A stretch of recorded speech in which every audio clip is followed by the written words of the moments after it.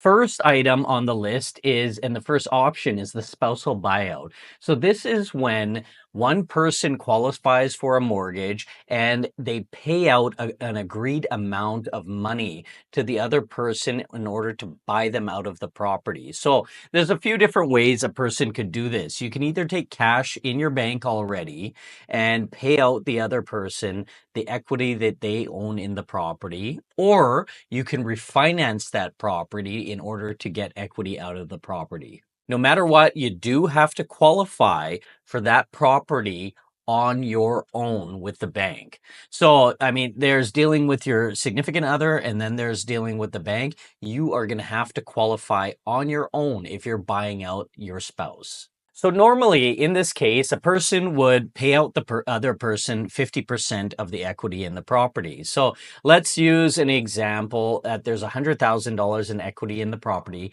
The other person that's getting bought out is going to want $50,000 of that equity in the property and their name off the property. And lucky for you, the banks have a program for this. So if you're not getting that money from savings to pay out the other person, you can pull it out of the property. This is the only case where a bank will allow you to finance the property up to 95% of the value of the property.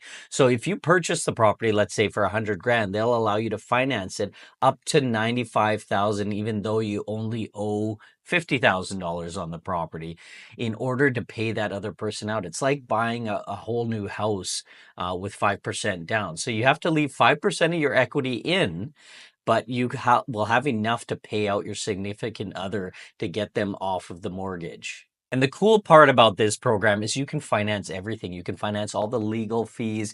You can finance any penalties, appraisals, you name it. That can all be built into the equation. So when your lawyer goes and they're doing all these calculations, they're calculating your part and they're calculating your significant other's part, what it costs to break the mortgage, do the refinance. That will all be factored into the equation. Now, one thing you have to have if you're going to be doing this is you're going to need a separation agreement or a divorce agreement.